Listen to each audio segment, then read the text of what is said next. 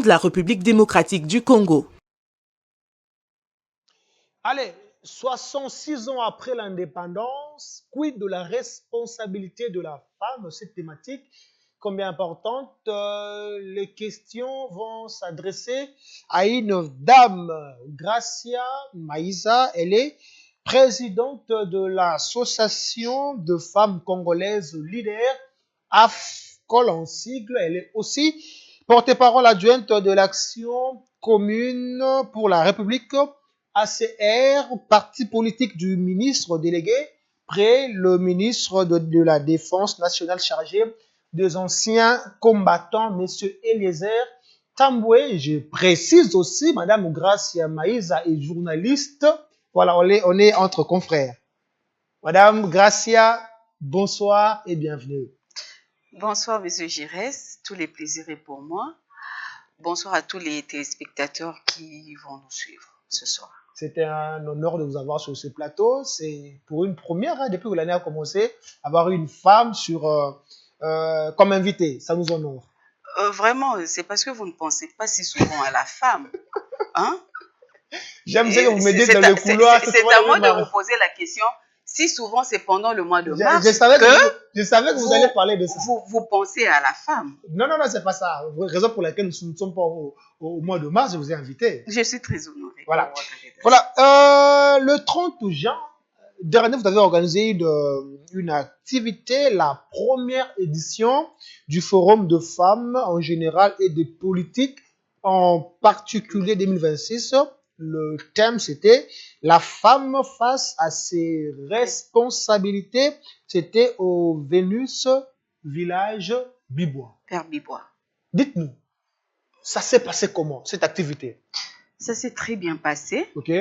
D'abord, ici, je vais signaler que c'était à l'occasion de la commémoration du 5e anniversaire de l'Association des femmes congolaises leaders, AFCOL en cycle.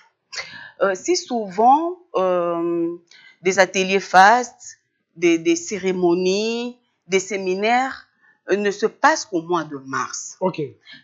Pour moi, je m'étais dit que c'était une façon de bloquer la femme, de pousser la femme à ne voir que le mois de mars. Très bien.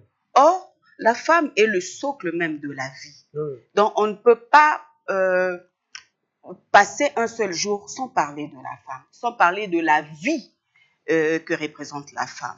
Raison pour laquelle moi, je m'étais dit que cette année, au mois de mars, nous n'allions pas, quand j'ai dit nous, avec les femmes avec qui nous travaillons dans l'AFCOL, que nous n'allons pas organiser des activités pendant le mois de mars. Et j'ai choisi le mois de juin parce que bon, ça coïncidait avec la commémoration du 66e anniversaire de l'indépendance de la RDC. Oui.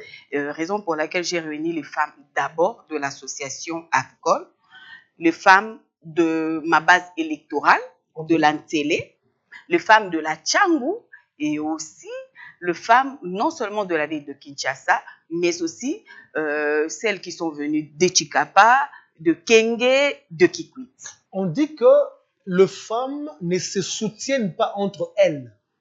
Est-ce que les femmes ont répondu présentes à l'invitation? Il y avait près de 1200 femmes. Très bien, waouh. Voilà, parce que nous, dans AFCOL, nous poussons la femme à prendre d'abord conscience de ce qu'elle représente. Vous voyez, même la Bible le dit, hein, pour ceux qui prient, une armée divisée déjà à l'intérieur d'elle-même est vouée à l'échec. Ouais. Donc, nous poussons la femme ou les femmes à comprendre que lorsque nous nous séparons déjà entre nous, nous ne saurons pas être forts parce que nous faisons déjà face à l'ego masculin, de par les réalités socio-culturelles et je dirais même religieuses. Votre combat de chaque jour. Inciter les femmes à s'opposer aux hommes aussi déjà. Non, pas du tout. Votre dernière participation à du presse, l'objectif derrière c'était d'opposer la femme à l'homme. Sinon, je ne serais pas sur votre plateau. L'homme n'est pas le rival de la femme. Nous vivons dans la complémentarité. L'homme est le chef de la femme. Ça, c'est par rapport au mariage, Ok. pas par rapport à la vie sociale. Donc l'homme Comprenez? est égal à la femme. Adam était le chef de Ève parce que Ève était sa femme, son épouse. Ok. Mais vous n'allez pas me dire que vous êtes mon chef. Pourquoi? Parce que nous sommes collègues. Donc, sur le plan professionnel, sur le plan social, on ne peut pas parler de la chefferie de l'homme par rapport à la femme. Là, c'est question des compétences. J'étais en train de dire quelque chose, je me suis perdue dans mes pensées. Donc, nous poussons les femmes à être unies pour regarder dans la même direction parce que nous faisons face à beaucoup de fronts. Okay. Nous avons le front socioculturel, de par notre culture africaine, de par notre culture congolaise. Nous avons beaucoup de stéréotypes qui limitent la femme. Oui, oui. Nous faisons face à l'ego masculin. Pourquoi? Parce que quand je parle déjà du front culturel, par la manière dont on nous a élevés dans nos familles respectives, c'est que les garçons étaient choyés. C'était aux femmes de se réveiller le matin, de faire des travaux ménagers. Le garçon pouvait aller jouer au football pour aller demander à sa sœur après où est ma nourriture. Vous voyez déjà, cette différence nous rejoint toujours à l'âge adulte et c'est ce qui crée vraiment un frein pour l'évolution de la femme. On peut dire que l'objectif a été atteint de l'activité. En tout cas, je le dis. 1200 femmes. 1200 femmes, mais parmi les femmes, là d'ailleurs, je vous contredis, lorsque vous dites que nous combattons les hommes, non. Parmi nous, il y avait aussi des hommes qui nous ont accompagnés. Okay. Donc par là, je vais renchérir ce que je disais tantôt, c'est que on n'est pas en combat avec les hommes. Parce qu'on parle de la complémentarité entre hommes et femmes, oui. Mais seulement c'est que nous ne voulons pas de l'injustice. Merci beaucoup, Madame Gracia Maïs. Vous êtes porte-parole de l'action commune pour la République. Et tant que femme, oui. Vous vous sentez comment? Vous êtes porte-parole adjointe. Oui. C'est une grande fonction de votre parti politique. Il y a aussi des hommes. Oui. Le jour où le président du parti vous a choisi, c'était par compétence, par loyauté ou parce que vous voulez tout simplement genrer? Déjà, de par ma manière d'appréhender les choses, oui. Je n'aime pas la gratuité, je n'aime pas le favoritisme. Mais aussi, le président de l'ACER, son Excellence Eliezer Tamboué, à qui je fais un coucou, il est de ceux qui sont pour l'évolution de la femme, mais de la femme méritante. Très bien. De la femme qui mérite. Parce qu'aujourd'hui, il faut qu'on se le dise, on est là pour essayer de booster la femme, mais on ne booste que la femme qui se donne à la formation. Nous, on ne veut pas de la gratuité, on ne veut pas du favoritisme. Il faut que la femme, de la facilité, il faut que la femme mérite, que ça soit sur le plan politique ou sur le plan professionnel, il faut que la femme mérite. Je suis avec vous sur ce plateau.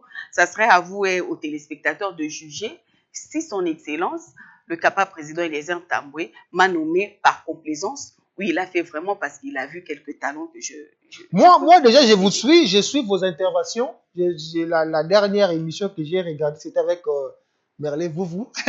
C'est une masterclass. C'était une très belle prestation. Moi, j'avoue que j'avais beaucoup aimé. Madame Gracia Maïsa, 66 ans après l'indépendance, parlons vrai, parlons juste.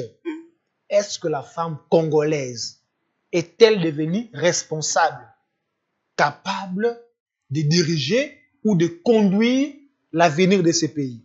Il y a des avancées très significatives. Déjà ici, je vous signale que vers les années 60, les décisions n'étaient prises contre hommes. En tout cas, il était difficile de voir, peut-être les femmes des premières heures, je peux citer Sophie Kanza, mais il était vraiment difficile de trouver une femme. Oui, Maman Zouzoua Mbombo aussi, oui, paix à son âme. Il était difficile de trouver, en tout cas, des femmes parmi les hommes en train de prendre des décisions ensemble. La femme était toujours mise à l'écart.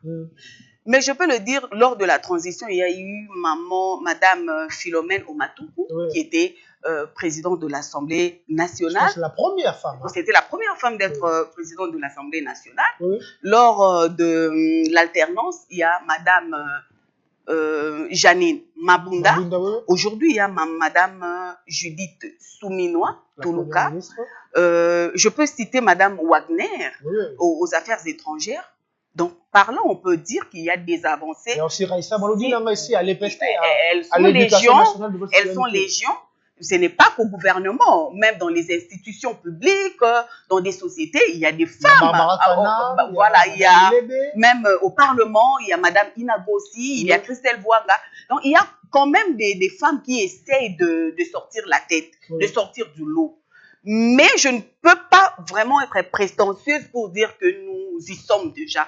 Nous sommes déjà arrivés. Il y a encore un grand travail à En faire termes de par pourcentage. rapport à ça. En termes de pourcentage, Oui. vous êtes à quel niveau déjà?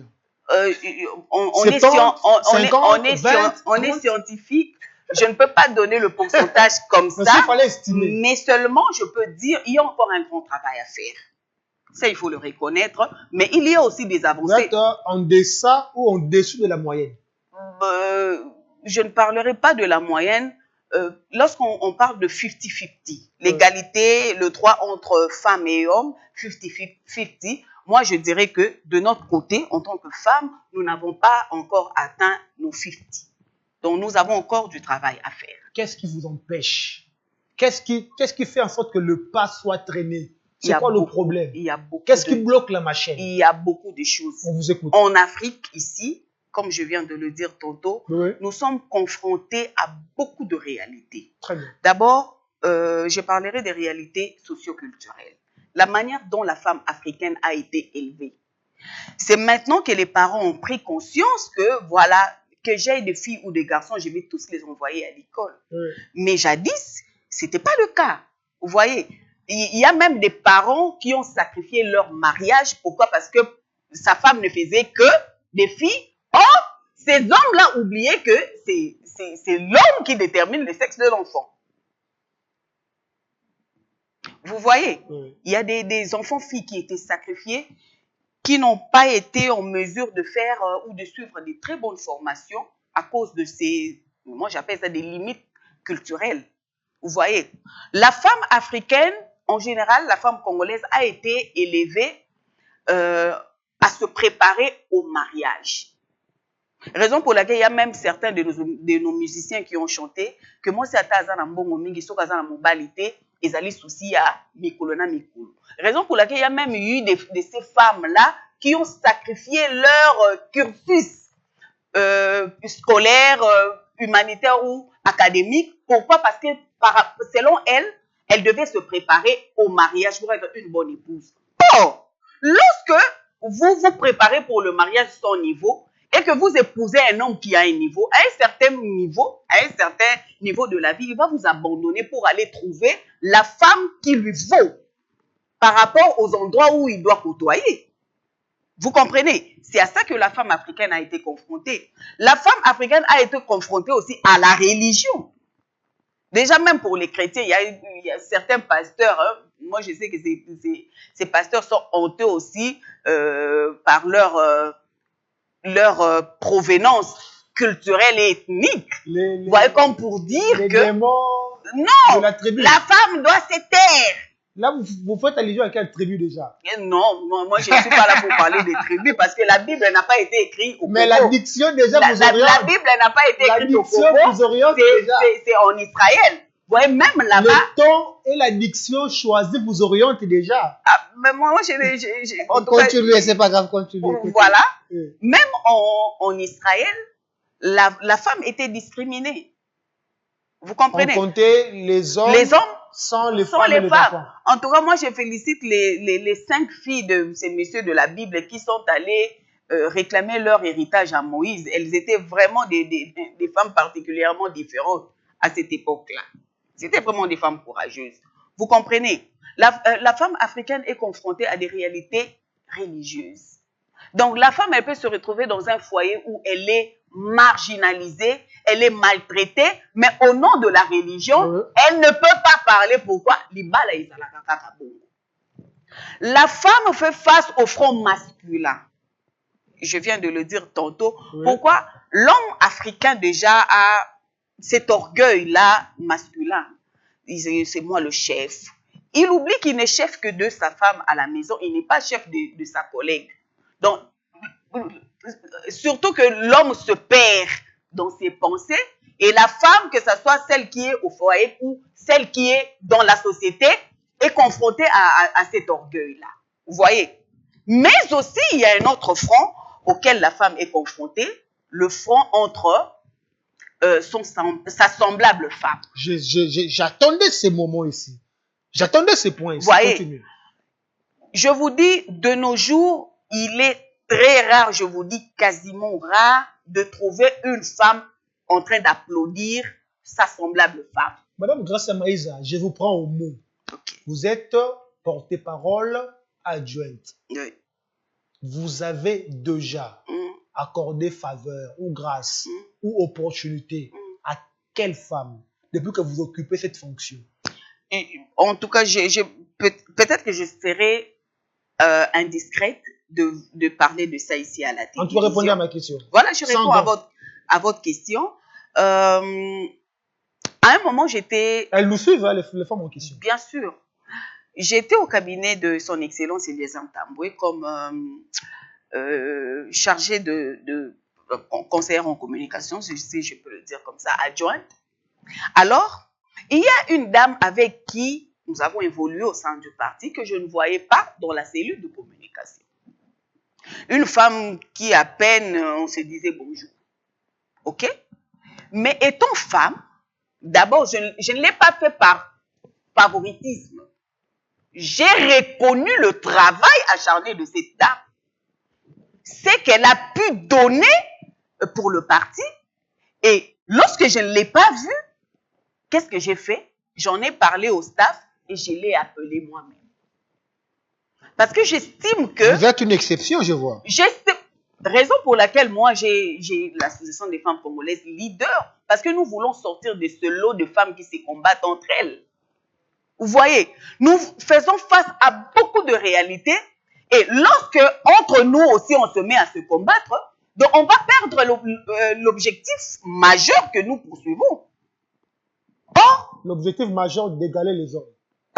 Non, de dépasser les hommes. Pas de dépasser, mais les écraser. Pas du tout. Marcher sur eux. Nous n'avons même pas besoin de ça. Faire des omelettes. Mais pas du tout. La femme n'a pas besoin de ça, mais la femme a juste besoin d'être reconnue à sa juste valeur. 66 ans après, oui. Vous êtes toujours dans cette bataille-là, qu'on vous reconnaisse. Vous êtes une preuve tangible. Oui. Porte-parole adjointe. Oui. Voilà, votre parti politique n'est pas la moindre. Quand vous attendez, en latin, on dit... Quand vous attendez la reconnaissance, quel genre de reconnaissance? En latin, on dit... Soumis-noyé première ministre. En latin, on dit... C'est le top level. Vox populi, vox dei. Interprétation. La voix du peuple, c'est la voix... Donc, la voix majoritaire, c'est la voix qui prime. Très bien. Vous comprenez? En République démocratique du Congo, en tout cas, j'estime qu'il y a plus de femmes que des hommes. Oui, même dans le monde. Voilà. Maintenant, faisons une petite analyse ou un petit calcul. Admettons que nous sommes, en RDC, nous sommes 1000 femmes. Oui. Face à 600 hommes. Bon, à la limite, 850 hommes. Et sur le 1000 femmes, il n'y a que 100 femmes qui essayent de se démarquer. Le problème, c'est l'incompétence où on doit vous prendre même sans connaissance, sans savoir, on vous impose là de force. Le problème, c'est la prise de conscience. Et tout ce que je suis en train d'évoquer comme réalité ou problème auquel la femme est confrontée, oui. C'est ce qui permettra à ces autres femmes qui prennent encore le pas. Je pense qu'à l'activité du 30 juin, vous allez parler de ça. Moi, d'ailleurs, je leur ai parlé de ma propre expérience. Ok. D'où je viens, de comment j'ai vécu, pourquoi j'ai mis en place cette association. Moi, cette association, je ne l'ai pas mise en place lorsque tout était rose. C'est de mes difficultés les plus sombres. C'est de mes moments les plus obscurs de la vie que j'ai conçu l'Association des femmes congolaises leaders. Donc, pourquoi j'ai donné mon exemple personnel? Pour pousser à ces femmes qui peut-être se disent que non, c'est parce que je n'ai pas encore d'argent, c'est parce que je ne suis pas allée loin aux études, c'est parce que je n'ai pas de papa ou de maman que ma vie est telle qu'il est. Non, ça, ce n'est pas une raison pour que tu puisses te démarquer ou pour que tu puisses refuser de te démarquer. Vous comprenez? Donc, il y a un grand travail à faire. La femme doit prendre conscience. Le véritable changement ne commence que par la prise de conscience. Madame Gracia Maïza, Oui. parlons peu, parlons juste. Oui.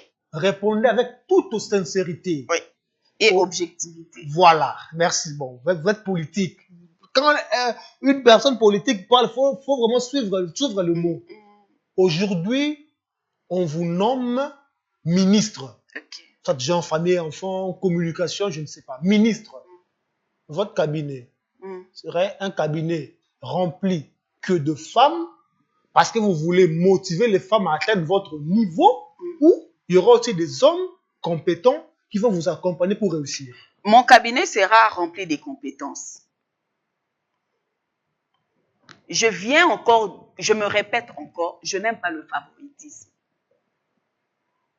Je ne veux pas pousser à mes côtés une femme. La femme que vous avez ramenée à la cellule, ce n'est pas parce qu'elle était compétente. Non, je vous ai dit, j'ai vu. C'est parce que la femme s'est beaucoup impliquée dans le parti. Mais quand on parle de l'implication, c'est le travail.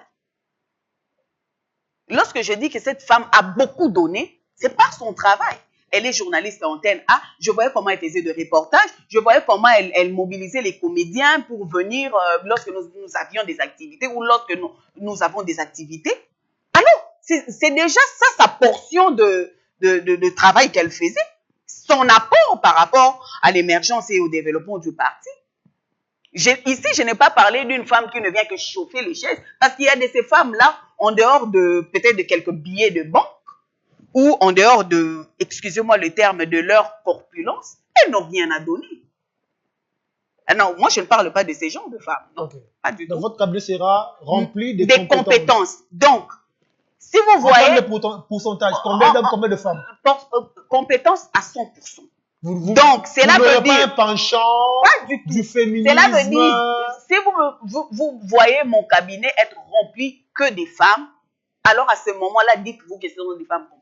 Madame Gracia Maïza, le temps nous est imparti, encore de questions, mais le temps nous est imparti. Les femmes vous suivent au net moment. Oui. Déjà, moi, j'aime vous suivre à la télé. Quand vous passez, moi, je reste regarder en fait. Pour ces femmes qui se perdent, pour ces femmes qui n'ont pas de repères, pour ces femmes qui ne savent que faire, pour ces femmes dont le mariage devient l'objectif principal. Une obsession. Voilà, je dois me marier à tout prix. À tout prix. Ces femmes-là vous écoutent. Oui. La caméra est là devant vous. Oui. Adressez-vous à ces femmes-là. Parlez avec votre cœur. On vous écoute. Le mariage, c'est une institution divine mise en place par le Créateur. Donc, c'est une très bonne chose. Mais seulement, mal se marier peut vous entraîner vite à la tombe. Mal se marier peut faire en sorte que votre vision de la vie puisse s'obscurcir. Alors, maximisez les chances d'investir d'abord dans vous-même. Par la formation, participez. À chaque fois que vous entendez qu'il y a la première édition des forums de femmes, ne traîne pas le pas. Viens participer, chère dame. Parce que pour certaines, elles pensent que la vraie formation, ce n'est qu'en allant faire des études supérieures ou universitaires. Or, de nos jours, même au travers des réseaux sociaux, vous pouvez tous les jours vous former. Vous pouvez tous les jours avoir un nouveau vocabulaire. Vous voyez? Donc, si je peux m'adresser aux femmes aujourd'hui, on est en plein 2026. Le mariage, c'est très bon. L'amour, on en a besoin. Mais d'abord, investissez dans vous-même. Aimez-vous plus que toute autre personne. Aime toi-même plus que tes enfants. Aime-toi d'abord. Ensuite, tu vas aimer les autres. Mais lorsque tu te sacrifies pour... D'ailleurs, moi, je sais que des gentlemen n'aiment pas des femmes désespérées. Ouais. Un vrai gentleman, il ne peut pas rester avec une femme désespérée. Donc, voilà. Donc, investissez dans vous-même, formez-vous, soyez belle, soyez élégante, soyez heureuse, parce que la vie sur Terre, ça ne dure pas. Alors, consommez effectivement, convenablement le temps, et puis, n'oubliez pas que lors peut-être de votre mort, que vous puissiez laisser des empreintes qui seront indélébiles et que vos familles, vos proches, vos enfants puissent quand même être fiers de votre passage sur Terre. Madame Graça Maïza, merci beaucoup pour ces messages forts, pour ces femmes qui nous sont en ce moment. La deuxième édition du forum, c'est quand déjà? L'année prochaine? Que Dieu nous prête vie, Inch'Allah. Voilà, merci beaucoup. C'était un honneur de vous avoir sur ce plateau. La première femme, depuis que l'année a commencé, je pense que votre présence ici va nous motiver pour recevoir de temps en temps de femmes, et bon, des femmes compétentes. Hein. Ce n'est pas du favoritisme, voilà, des femmes compétentes. Merci infiniment et bon vent pour votre carrière politique. Vous avez 10 secondes. Vous avez un message, 10 secondes. Mais j'ai un message fort à lancer à toutes les femmes qui ont réussi. OK. À nous qui essayons aussi d'impacter. Nous ne devons pas être un frein pour le développement de la femme qui est encore en bas. Soyons vraiment des piliers forts pour nos semblables femmes, pour leur montrer le vrai chemin, parce que c'est en étant tous fortes que nous allons vraiment impacter la République démocratique du Congo. Soutenez toutes les activités liées à la femme. Maman Julie Touminois, la distinguée première dame Denise Nyakero, maman Thérèse Kaikwamba, maman F. Bazaïba, à chaque fois que les femmes viendront frapper à vos portes pour leurs activités, pour tout ce qui concerne la gente féminine de notre pays, n'hésitez pas de faire quelque chose pour l'émergence et le développement de la femme congolaise. C'est par ces mots que nous bouclons complètement l'avant d'un numéro de votre tranche vespérale Éduc-Soir. Grand merci à la grande équipe qui nous a aidé à vous présenter Éduc-Soir de ce jeudi. Rudy Mbessi, merci beaucoup. Benny Mateta, merci beaucoup. Kelly Mikingi, merci beaucoup. Allez, je vous retrouve demain, vendredi, afin de boucler la semaine. Que Dieu bénisse les RDC. Au revoir.